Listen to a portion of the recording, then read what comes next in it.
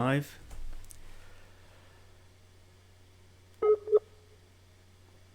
Hello there, and welcome to the English Language Club Live. I am Colin Monroe, and I should be joined by my friend Tony, but it looks like he is having some problems with his computer. So I will continue without him for a little bit. So you can see that he is trying to reconnect. So anyway, how are you all doing? Let me see. We've got a few people watching already. Taib Hussein, hello. I'll get to your question in a minute. Nael is also watching. And well, how's that? How do you pronounce that? Tirthankar. So let me just get rid of that. Okay, there we are. So sorry about that problem. So Taib, you've got a question. Let's see. Watch this video or watch this video. So okay, Tony's back now. Hang on a second, Tony. Hello. Sorry, strange technical difficulties. Yes, let me bring you back. Yeah, so Tony, I was just looking at the chat here. Taib had a question. Great. She says, watch this video of mine, or hang on, watch this video or watch this video of mine. Okay, so yeah, in that case, which is correct. Watch this video of mine is correct. You can't say watch this video. You say watch this video or watch my video. You wouldn't say both of those things. And she says, one more doubt. Can we write the introduction of tense or the introduction to tense? In that case, the introduction to tense would be better. Yes. Yes. So, good. We've got a few people here. AJ's back. Hello, AJ. Susanta. Hello again. And Kinmar. Hello. Thanks for watching. I think that's your first time I've seen you. So if you are new, and even if you're not, let us know where you're watching from. I need to get Tony. We can hear Tony. You can hear me? That's yeah, good. but we can't see you right now. Oh, no, not yet. Okay. So I need to look at getting you back. Okay, I'll answer one of these questions. You answer some of the Susanta questions. is asking, in Canada, do they speak American English? So no, in Canada, surprisingly, or perhaps not, we speak Canadian English. Canadian English is in many ways very similar to American English, and in other ways it is more similar to British English. Specifically in pronunciation, it's closer to American English, but in spelling, it's closer to British English. So like many things in Canada, it's influenced by both. And that's not by any means the only other English other than British English and American English. Obviously, there's Australian English, New Zealand English, and English from places all over the world. South Africa. Mm-hmm. Yeah. Okay, I think I've got you back now. And there we are. As if by magic, I teleported you back into shot. So, yes, not a great start. Hello, We've had some technical issues, but it's all good. So anyway, we are writing a course at the moment, and what we are doing in these live streams is talking a little bit about the progress that we've been making. So, Tony, what have we been working on this week? Well, we've been working on a number of things. I think the one we wanted to talk about is the future tense. We've been doing a lot of things to kind of prepare and talk about the future tense, specifically the future continuous and the future perfect, which is one that a lot of people find very challenging, but actually is a lot simpler than it seems, and then also the future simple. So the future tense is interesting, isn't it? Because in many ways it's introduced as being the one that has all of the exceptions, that's very different from the rules, isn't it? Yeah. Yeah, and it's a funny one because sometimes a lot of people talk about the future tense as if it's not even a tense. Yes. Um, I'm not sure why they do that. Well, Uh, it's actually very simple. And we go into this in the course about the difference between what is tense and what is a tense. And it's actually there's a simple answer to that as well. But skipping that for a bit, maybe we'll come back to it. Some grammarians think of tense as being the way the word changes. So right. rather than being what the tense means, like in every language, you can talk about the future. But there are absolutely languages where there is no future tense. Some of the languages, especially ancient languages that I've learned, don't have any grammatical way to talk about the future. You just have to say in the future and then use a different tense. So some grammarians will say, oh, English, you don't change the word. There's no verb form. There's no principal part for future, so there's no future tense. Yeah. However, I think that that's a small view of the way tense works because in English, as we've discussed before, the thing that's changing is not primarily the form of the verb. Yes. It's the auxiliary verb, right? Yes. Exactly. And so in English, we use primarily auxiliary verbs to convey the information of tense. There are some, obviously, some changes to the main verb, but as again we might be talking about a bit later, that those changes in the main verb are caused by the auxiliary verb instead of being caused by the change in tense. Yeah. So let's recap a little bit. So one of the things that one of the main points that we're talking about in Inside English is how it is about tenses, because I think that's the one thing that people continue to have problems with even once they sort of stop learning English and go out and maybe live in the UK or live in America and they get on fine, they can communicate and everything, but sometimes but people still know that they struggle with English. And I think it's just true of any language. I'm the same with Spanish. You know, I still struggle with Spanish, even though I can sort of get by in South. I could get by in South America when I was there. So that's what this course is all about. It's for those people who can speak English but still not so sure about how tense works. And really, what one of the main issues is how it's not just about changing the form of the verb. It's really tense in English is more about the auxiliary verbs. So you use the word there, Tony, principal parts, which some people might not be familiar with. Can you tell us a little bit more about what you mean by principal parts? Sure. Well, the principal parts, there are 5 of them in English, are the different forms that a verb can take. That is to say, the different forms that most verbs can take, because obviously verbs like to be take a lot of different forms. Yes. And so those 5 are the base form, which is the form we use in the present simple, and it's probably the most common word for so for instance, for the verb talk, it's just talk. It's the form that will show up in the dictionary, for instance. Right. So we've got the base form is the first base form. principal Yes. part. That's Okay. And then number 2? just to run down them quickly, we've also got the third person singular form, so talks, right? He talks, she talks, it talks. It talks, yeah. Then you've got the past simple form, so talked, like I talked, he talked, so on. Then you've got the past participle, which for many verbs, the past simple form and the past participle are going to be the same. With all regular verbs, they're the same. Yes, right? For regular verbs, they'll be the same, and even for many other verbs, right? Yes. So yeah, that would also be I. So I have talked. The past participle is the one you would use with the past tense. So I have talked, or I will have talked, because it doesn't matter if you're using the past perfect or future, past present or future perfect.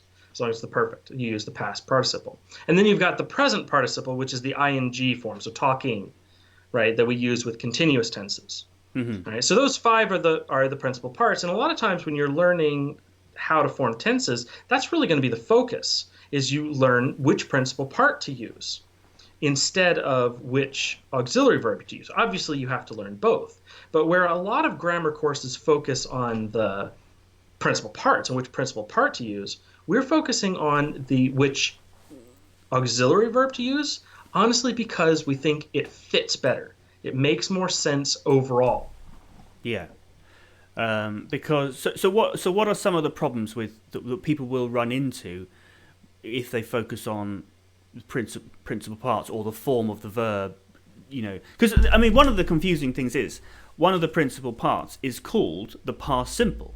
Yes. But the past simple form of the verb is the form of the verb you use in the past simple tense. But it's not. But it's the only one. Yeah, and so that's named after the tense, but then the other ones aren't named after the tense that they're used in, and it's a bit confusing, and I think that's partly why people think, oh yeah, to make the past simple you use the past simple tense, Right. which you do, but you don't necessarily, because you could say, I did live in South America. Or you could say, I lived in South America. They're both past simple, but only one of them uses the past simple form. So it's very confusing. And what we think is that most people think of the principal part or the form of the verb first, and we're trying to flip that around and say, no, think of the auxiliary verb first as the thing you use to make the tense. Yes. Yeah, so that's one. Go on. The problem with that, like going back to the past simple thing, is because past simple is the name of a tense and the name of a principal part, it gives the impression that that's normal, that that's the way it works. Yeah. But actually, the past simple tense is a huge exception to the way principal parts normally work. In fact, we often say, oh, the principal parts, the past simple is the one that you learned, but then the past participle is the same as the past simple in regular verbs. Actually, it's the other way around. The past participle is the one that is very consistent, and it's the past simple that is inconsistent and more unusual. But because we are used to introducing the way the principal parts work, we don't get that. We see the past simple as being normal, when in fact it's the exception to the rule. So if you focus instead on the auxiliaries, there are fewer exceptions. The rules fit together better, right? Yeah, and the whole idea of principal parts, that in my experience of teaching, we didn't really use that term very much. That's something that I learned through talking with you. So some people may or may not have heard of principal parts. Right. But basically what we mean is the different forms that a main verb can take in a sentence. And Right. the reason principal parts are so focused on is because those are the ones that you will find in a dictionary, because those are what you need to know for an irregular verb. When you see a verb, if it's not irregular, you don't need to know the principal parts. They're very easy to construct. But when you look up an irregular verb in a dictionary, it will show you the principal parts to show you which ones are irregular. And that's really the whole reason that principal parts are this big deal. Well, often though you won't see all five. You'll only see three. Only see the ones that are different. Yeah, because the third person S form is you just add an S on the end, and the ing form is very regular. You just add ing on the end. It doesn't, and even irregular verbs are the same. So. So you often just see the three: past simple, past participle, and then sometimes technically it's the present participle, the ing present form. participle. Yeah. But sometimes that'll be called the ing form, or sometimes it'll be called the continuous form. Yes, which is I think a bit of a problem, because more things have the ing form than just the present or just the continuous. Yeah, obviously. Because gerunds, we talked about that last week. Someone was asking. Yes. And true participles. Yeah. Great. Well, shall we quickly look at the comments, see what people are saying? So, Speak English with Adita says, "Good to see you live." Yeah, good to see you too. Think positive. How can students easily memorize the phonetic symbols? Whew. How can you easily memorize anything? I mean, I think just reading. Just working with transcription, and just looking at words looking at words, translating them, and it will come eventually. I mean, a lot of them are very similar to the alphabet, the regular alphabet we use. So there's not that many that you really need to remember. So that are very different from what you would think. So I guess just looking at words as often as you can, and maybe trying to type some words out or write some words out in the phonetic transcription. That's the best way. I mean, there's no magic trick to it. You just have to put some time into it, I suppose. And yeah, it'll come. So Win says, how to use the word rather. I'd rather you answer this question. Oh man, so can it be used in more than one way? It can be used in more than one way. One way that it's used is to mean sort of or quite a bit. It's a qualifier about how much. Like, I rather liked that movie, right? So that's one. It doesn't mean rather than in that context. You're not comparing to anything. It just means a lot or some. Right. Yeah. Somewhere between all and none. Yeah. Yes, it's a rather hot day. It is a rather hot day today. But the main way we use rather is in rather than constructs, whether you say the word than or not, right? So I would use it usually just instead of saying instead of, right, when you're comparing. So, I prefer to eat breakfast later in the morning rather than early in the morning. It's the same as saying instead of earlier in the morning. Yeah.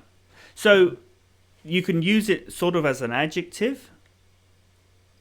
It's a comparative. It's sort of a comparative. Like comparative. Like I like eating breakfast later in the morning or late in the morning better than eating earlier in the morning. So it's a comparative of replacement.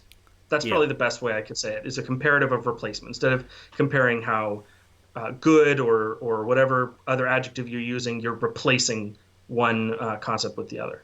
Yeah. Or alternatively, it's sort of synonymous with prefer. I'd rather go tomorrow. I'd prefer to go tomorrow. So it has a slightly different grammatical structure, because we would say prefer to go. Yes. But rather go. So you'd miss out the to in the infinitive. Yes. That's the main two ways. I can't think of any other ways we use rather. Can you? Well, just those three maybe. Yeah. So, why do we use? So Tayab says, why do we use to instead of introducing any topic? Prepositions. So, I mean, there is a bit of an answer here to this, that, like, in terms of layers, the layers of complexity, prepositions are one of the worst. The fact is that some words and constructs just go with certain prepositions, regardless of what the preposition means. Oftentimes we use the preposition to mean kind of what it means: around, on, so on, at. But sometimes we use a preposition just because it goes with certain words, right? And then of kind of fits, of is when there isn't anything else that kind of fits in that position. So part of the issue with introducing is we say introduce to. To is the preposition that goes with introduce. Mm-hmm. Yeah. So it just goes together with that verb. So it's like a collocation. Yes. In that sense, yeah. Mm-hmm. Words that just go together. Yeah. Mm-hmm. Why do we use to instead of introducing a topic? Yeah. Okay. So I mean, if you're using introduce, you're going to use to. But if you're using a different verb, you are going to use a different preposition, perhaps. So you might say, instead of saying this is my introduction to grammar, you can say this is my video on grammar, right? the video is not on top of in any sense. We just use on with that the concept. Videos are on things or Yeah. about things, right? Yeah, and you could use of, but not in that same way. Not in talking about the topic. You could say this is a video of a cute kitten, Correct. uh, Yes. but you wouldn't say. You could also say this is a video about a cute kitten, but that would Yes. probably be a slightly different video. That would be with more information rather than just a video of the cat. Yes, a video of something just means that's what's. So you say a picture. The reason is Yeah. because we say a picture is of something. A picture isn't on something, or a picture isn't about something. If you say a picture is about something, you're saying it has a deeper meaning, right? So this is a picture of a kitten, but it's about peace and tranquility or whatever. So yeah, so the same comes over to a video. When you're talking about a video and you're just saying what is it? What's it like? What's the picture? What's in the picture? You would say of. It's a video of a kitten. It's a video of me falling off of a staircase or something. That's just what's in the video, not what the Yeah. video is trying to say. Then you would Yeah. say it's a video on peace, or it's a video about grammar. Yeah. But if you're saying introduce, you would say it's an introduction to. If you're going to say lecture, again, it's a lecture on. You don't usually say, you could, sometimes you say lecture about, but usually you say you lecture on something, right? Or then if you're going to use a verb like teach, then there's no preposition. I'm going to teach grammar or teach you grammar, right? Not teach of grammar or teach about grammar. You can teach about grammar, but that's not the normal construct.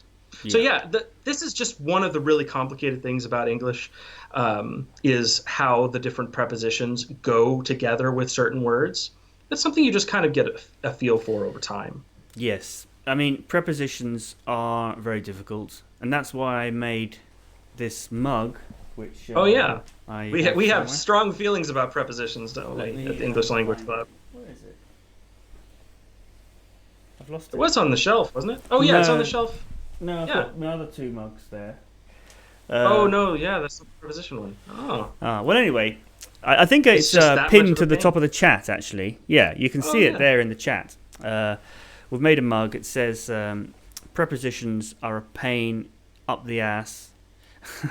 But no, the expression is they're a pain in the ass.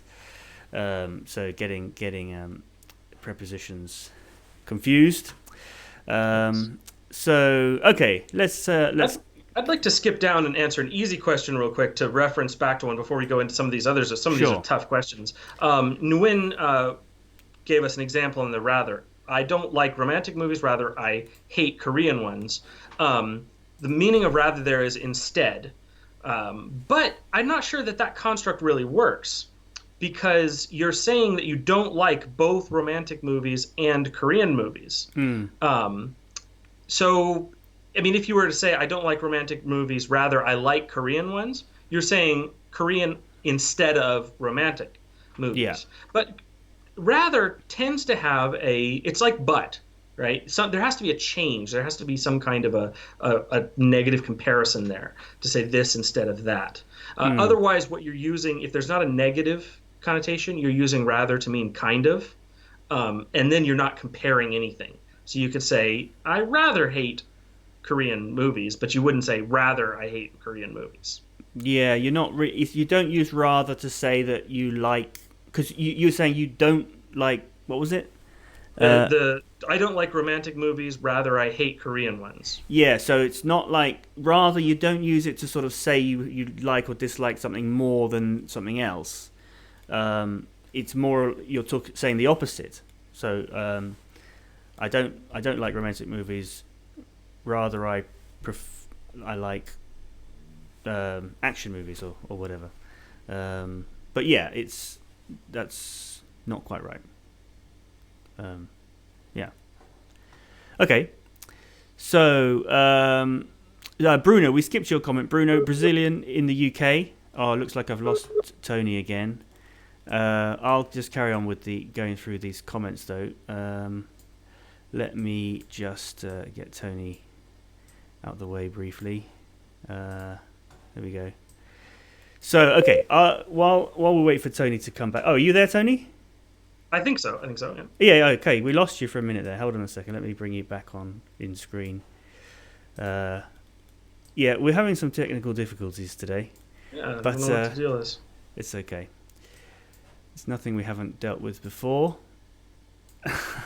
We'll just keep going. Show must go on. Right. So, AJ says, hi, Tony.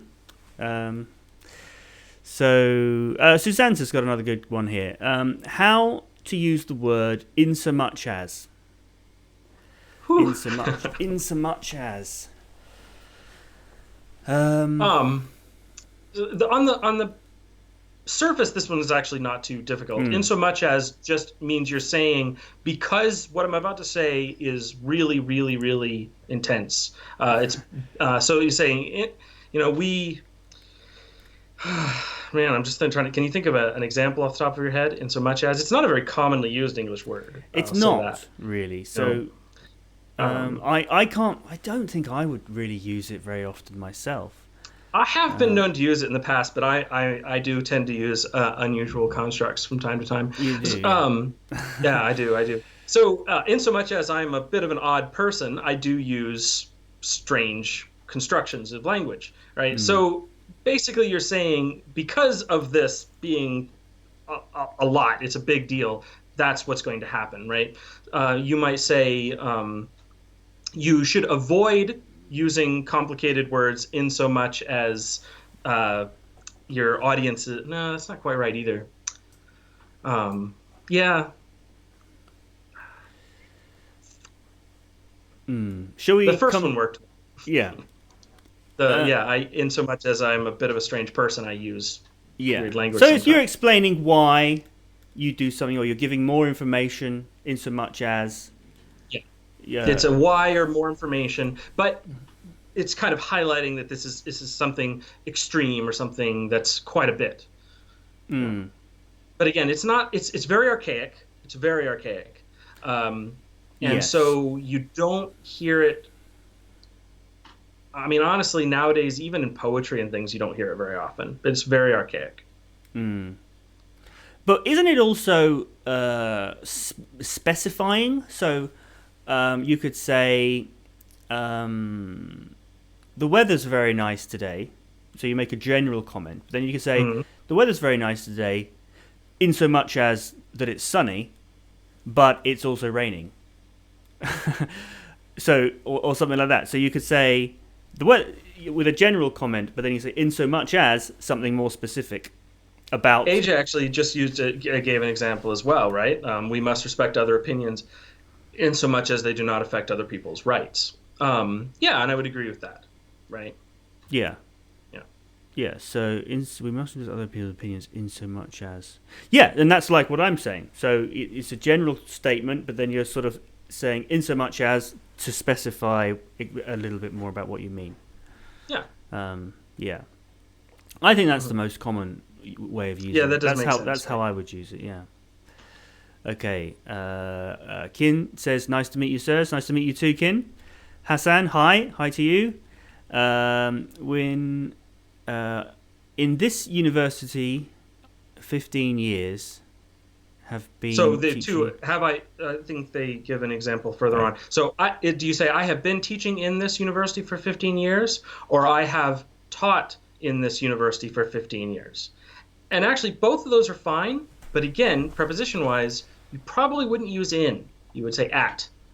So I have been teaching at this university for 15 years, or I have taught at this university for 15 years.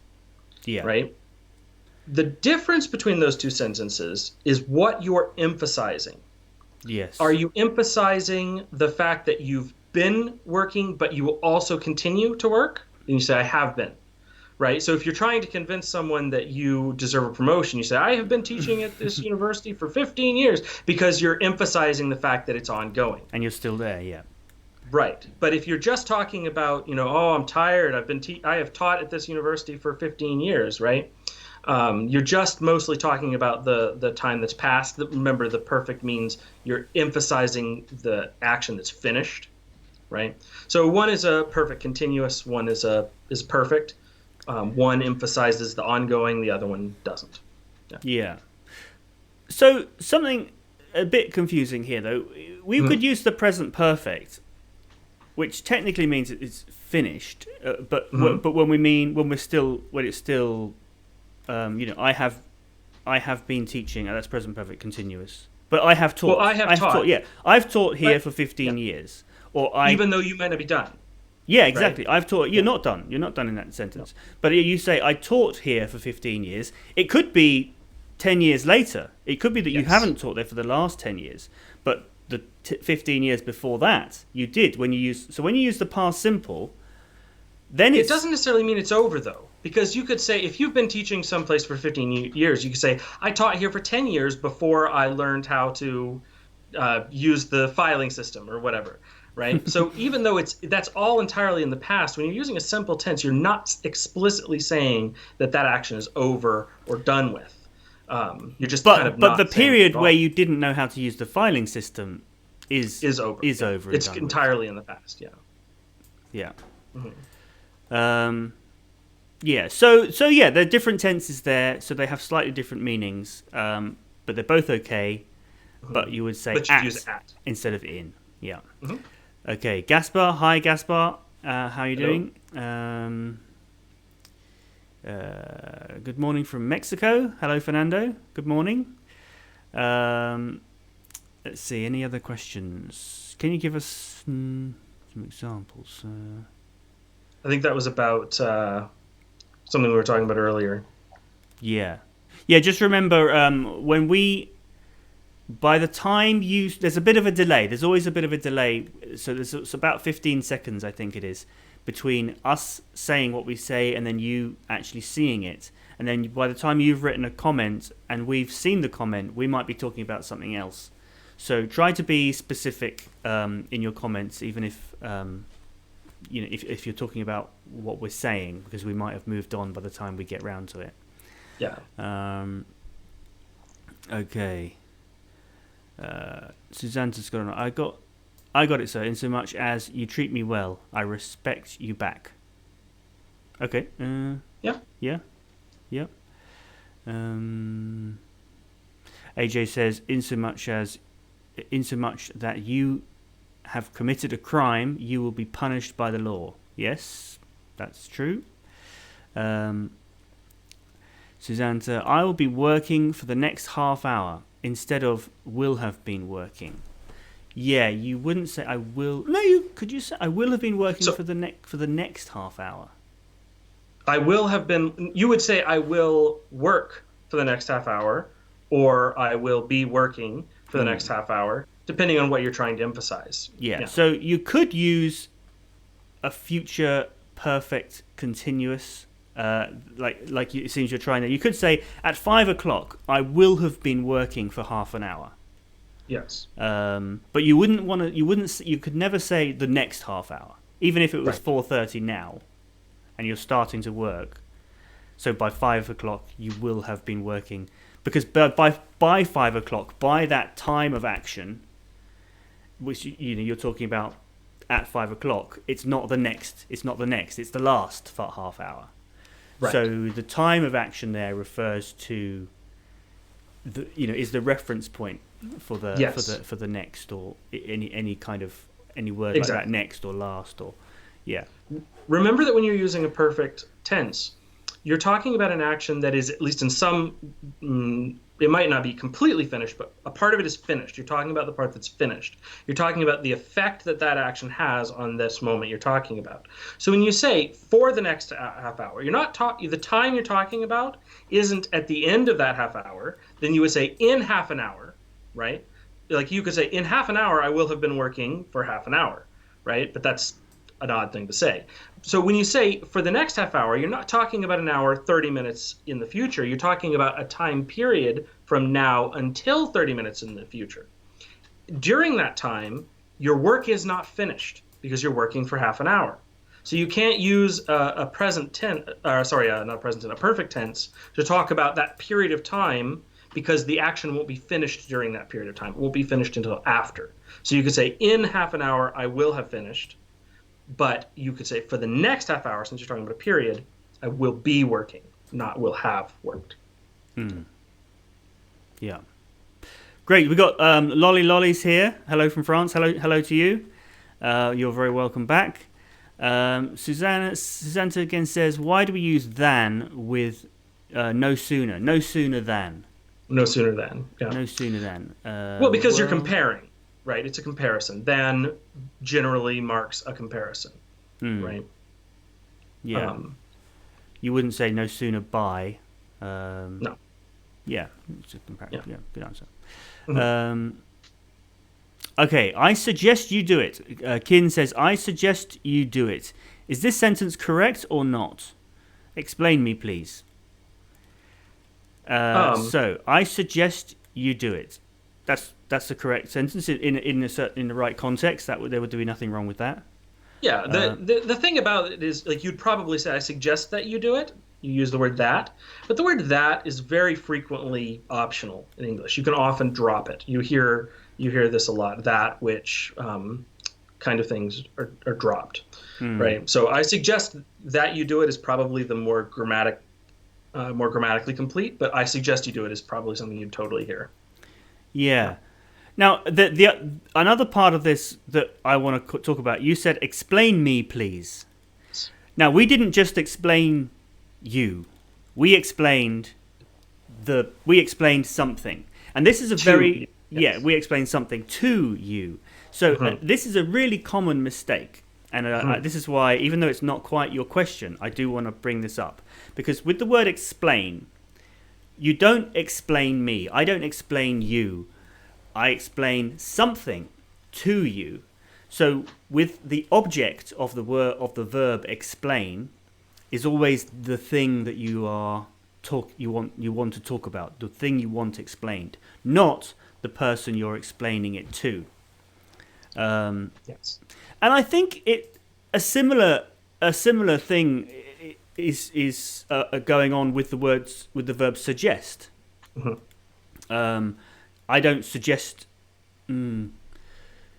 Well, it's different, isn't it? Because you can say I suggest you do it, but you'd normally say I suggest something to you. So I guess suggest could be suggest can go either way. Well, suggest, I mean, explain can too. Like, I can explain grammar to you, right? In this case, yeah, but you can't explain me grammar. That's wrong. No, but see, that's not what's happening with the suggest either. No. The suggest, so I suggest to you that you do it, right? You do it is the thing that's being suggested, just like in the sentence, I explain grammar to you. Grammar is the thing being explained. So that you do it is the direct object of suggest as opposed to the indirect. Just the fact that the you is the subject and the indirect object there makes it a bit confusing. So you wouldn't say I suggest to you do it, but you could say I suggest to you that you do it. But that's not something you'd normally say. But it is also completely fine how they've written it. I suggest it absolutely is. I suggest you do it. Yeah. Now, this next comment by Mr. Ecuador is very interesting. Can you explain the common difference between must and have to? How do you feel this difference as native speakers? Okay, so must versus have to versus. So I've spent a lot of time teaching English to Spanish speakers, and this is something where they have a lot of they make a lot of mistakes. Not so much in the positive form, but in the negative form. When you say you don't have to. So these are modal verbs, right? And they are talking about obligation. So in the positive form, you must do something and you have to do something are very, very similar, right? They're almost the same. I would say maybe have to is a little bit less. You have a bit of less obligation, but really they're the same. But when you make it negative, sorry, I'm just adjusting your levels. So yeah, when you make it negative and you say you mustn't, then you have an obligation to not do something, a negative obligation. But when you change have to negative and you say you don't have to, then you're actually removing the obligation. So it becomes an option. So you could say, you must go now and you have to go now. Those are very, very similar, almost identical meaning. But when you say, you mustn't go now and you don't have to go now, those are almost a complete opposite meaning. Yes. So you mustn't go now means you have to stay. You must stay. If you don't have to go, it means you can if you want, but you don't have to. No obligation. It's completely up to you. Mm-hmm. But I know that in Spanish, and I think in Portuguese and a lot of other languages, when you say don't have to, or no tengo que, it would be in Spanish, that is more like saying mustn't. It's not like saying don't have to. And this is where these phrases get confusing. Yes. And need to is the same as have to in that sense. Like, I don't need to doesn't mean you need to not do it, right? Yes. Need to, yes, is similar, Yeah. similar expression. So, Mr. Ecuador, if you are interested in like what the difference between must and have to and need to, and should do and ought to do and all these things, a lot of it has to do with whether something is something like kind of specific that you need in a specific moment, or something that you're addressing to a person, or whether it's more formal. Must tends to be a little bit more formal. A lot of times it's the same. You must do your homework. You have to do your homework. But there are some situations where you wouldn't use them interchangeably. But there is more. If you look into this, there are some YouTube videos and there are some things you can find. But like Colin said, for the most part, for native speakers, we kind of use them interchangeably. Yeah. Great. Okay. Why we use though at the end of a sentence? Tash has asked. So like as a tag, like yeah. Let's think of an example. I don't like eggs, but I like bacon though. Yes. It's the same as when you use it at the beginning of a sentence. It's to show that you're contrasting something with an earlier sentence, right? Like if you were saying, oh, we should do this live stream for another hour, and I could say, well, I have things to do though, right? So you're contrasting it with the sentence before it, right? Yeah.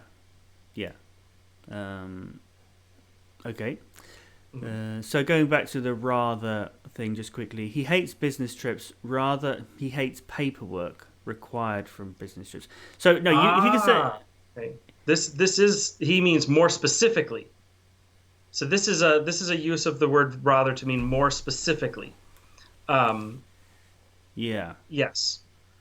He hates business trip, or really, what he really hates is he hates the paperwork required.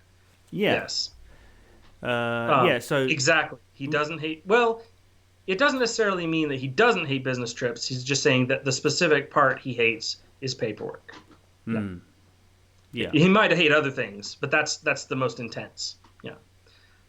Yeah. I'm trying to think how commonly you're actually going to. I know because in some of my writing I did this week, I used rather several times and thought about whether I really should be using it, or if I should use something that's a little bit simpler. But even this one, yeah, it's a bit more uncommon. So Bruno says, soon I will be reaching 1 hour working on my garden. Is it working on, working in, or working at? You could either say working in my garden, but that would be the most common. I think you could say working on my garden if actually the garden was the project that you were working on. You could be writing a book in your garden, then you could say I'm working in my garden.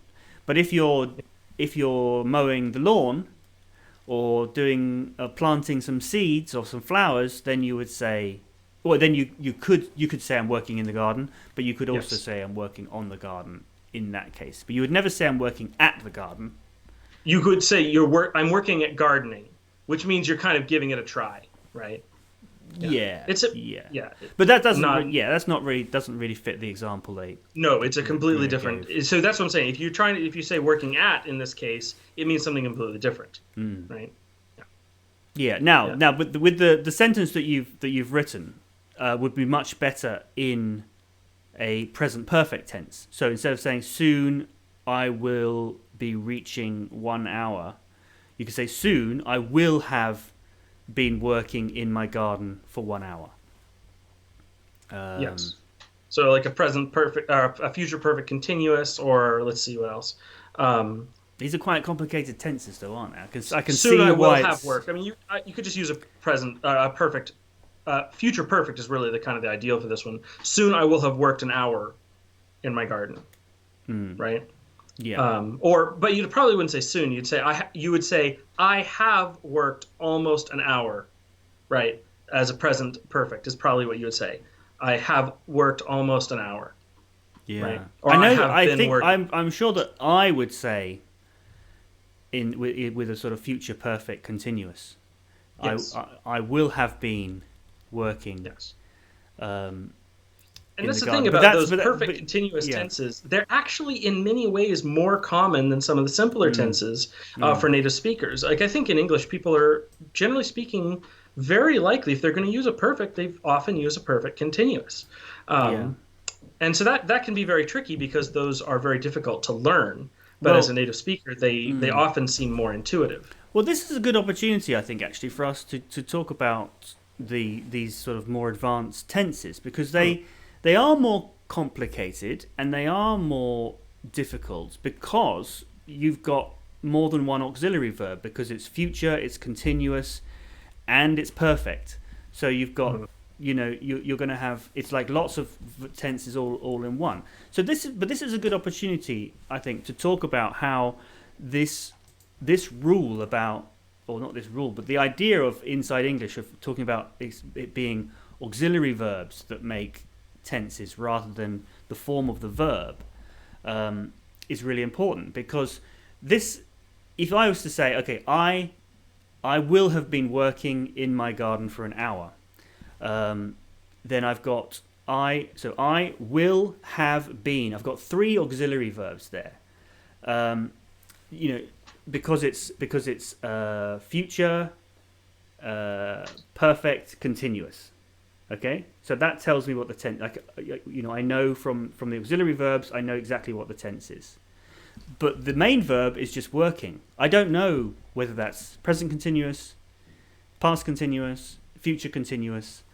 So yeah, this is a really good opportunity to talk about that, and also. So it's really the auxiliary verb that changes the form of the next verb or the next verb, regardless of whether it's the main verb or another auxiliary verb. So I will doesn't change the auxiliary verb, the next auxiliary verb. So that's just have in its base form. Well, it does. Will changes. It forces it to take on its base form. Right. Right. Yeah. So it might not seem like it changes sometimes, but really it will, because if it's something like you would be saying be, it forces it into its base form of be. Yeah. Right. Like I will be. Right? And then have forces the next verb to be in the past participle form. So then be becomes been. So will have makes it been, and then be, because it's for the auxiliary verb for continuous, makes the next verb, which is the main verb, the ing form. Right. So yeah, it's easy as long as you follow each one down the chain, right? Yeah. Well, it's not easy. I'm not saying it's simple. It is complicated, but there is a logic to it. There is a logic, and it's that logic that we are really trying to get across in inside English. Exactly. And that logic, the difference between, notice Zed is asking how to speak English with fluency. Even though you learn tenses, you still get stuck while speaking. And there's two kind of parts to this, improving your ability to speak fluidly. The first part is understanding how the pieces fit together, which is what we're really focusing on here with Inside English. That's what Colin was just talking about with the way the auxiliary verbs piece together to make the larger whole. So first, understanding, not just memorizing all the different cases, but understanding how it fits together is key for being able to speak fluidly and fluently and smoothly. The Yeah. second part is just practice, Yeah. right? And that's actually part of what's going to be offered in the course is opportunities to practice the grammar. But you're only going to improve or get your speaking to be very smooth if you practice speaking. Yeah. Yeah. So it's always true with grammar. You're never going to be thinking about the grammar when you speak. But it's useful to use grammar as a tool to help you better understand.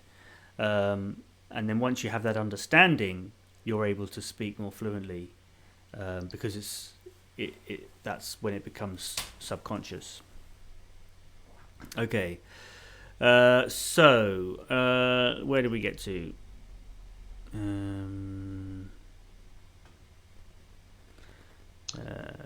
So Lolly says, please, what about and how about? Are they the same meaning? What about? They can be. Hmm. Sometimes, obviously, how about is going to refer to, like, both of them can mean, did you think of, or think about this, which is probably their main usage. Give a suggestion. Yes. What time should we meet? How about Yes. 6 o'clock? It's just a thought. Think about this, right? You could use it to bring up an issue, like, oh, I'll be ready by 8 o'clock. What about breakfast, right? It's just saying, think about this. It's offering something to think about. Yeah. So yeah, we say I think they are the same meaning. They're normally almost have the same meaning, right? For the most part, I think there might be some edge cases, but I think for Yeah. the most part, they're going to be used the same way. Yeah. Mm-hmm. Nothing's jumping to mind anyway. Yeah. Okay. And Miriam pointed out we were talking about in Spanish that I don't have to isn't no tengo que in Spanish, right? You instead, yes, exactly. In Spanish, that would be using a completely different word, falta, for instance. Yeah. So no hace falta is you don't have Like to. you don't need. There's no need to. I would have. Yeah. I would say no es necesario, but no hace falta makes sense too. Yeah. Okay. Well, I'm getting a Spanish lesson here. All right. That's good. This is great. We're learning from you guys. This is wonderful. This is why it's so great to hear from people from all over the world. So Susanta's got a question here about pronunciation. How many types of glottal sounds are there? I know only one, which is glottal. The T. Is there more? Off the top of my head, I can't tell you. I do know in at least in American English and Canadian English, primarily we use glottal stops in non-words. We say or uh-oh, right? I do know that, like you kind of do that in British English a bit. Yeah. Glottal stops are not, I think, I don't know about British English, but in American English, I don't think they're officially a sound in English. They aren't part of any of the alphabet. They're just, like in American English, I think they're mostly used in non-words or in odd pronunciations of loan words. I know this because I have had, it's beastly difficult to try to explain glottal stops to English speakers as a general rule. It's not something that comes naturally. Yeah. So sorry we can't be more helpful on that question. That's something we'd need to look into. Well, there are loads in other languages, but I don't think in English there's really any others, except the non-words like uh-oh. Right? Yeah, and in phonetics, we have the phonetic chart that we use a lot in English classes, but that's just the 44 different sounds that we use in English. There are in phonetics there are a lot more sounds. I don't even know how many sounds there are. So a lot of them will be glottal sounds. Sure. So I guess the other one, it would be a glottal H. But again, it's not a normal sound. Neither the glottal H or the glottal T is a normal English sound. Yeah. Is the glottal T in the English Language Club chart? Well, I don't recall. Is that different to just t? That's not. No, I mean yes, it is. It's like bomb.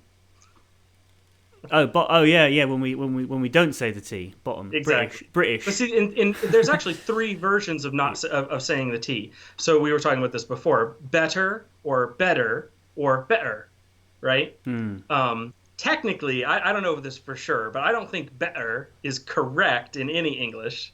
That's just that, like I said, like it's like that glottal stop that's sort of added in there. That's not a normal part of English, and No. it kind of creeps in from other languages, which is why you get it occasionally, but not in any official pronunciations of words. The best I can think of would be like uh-oh or Yeah. that aren't really words. I have no idea actually if uh-oh is in the dictionary. It probably is, probably but is. Yeah. Yeah. it's not really a proper English word.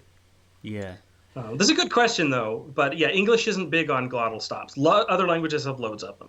But, Okay. So Mr. Ecuador says, I learned a long time ago in England the phrase "book is on table" is book is on the table. book, Yeah. book is used, but now the "there is a book on the table" is used. Yeah. So book is on the table. Do you mean the book is on the table? You'd need to say the book or a book is on the A book, table. That's not wrong. No, it's not wrong, but then you're specifying. So you might be responding to someone who's saying, "Where's my notebook?" And then you Yes. say, "The book is on the table," or "It's on the table." Or you're just telling someone like the book's on the table when you need it, right? Yeah. Yeah. Um, But if you just walk into a room and someone asks, "Do you see anything?" you wouldn't say the book is on the table because you don't really know anything about this book. You just say there is a book on the table. So both are totally used. They would just be used in slightly different situations. Yeah. yeah. So, like in the second sentence, you're introducing the book as the subject. Yes. That's Like when why you you're say saying this there is a this is book. Colin Monroe, right? Yeah. I'm pointing the direction. Yeah. Yeah. There is a book on the table. Yeah. Yeah. So, and then he goes on. Is anyone talking like that now? This is a very interesting topic because in Poland we would rather use the first phrase. Good use of rather, by the way. I'm talking about that. Okay, yeah, very good.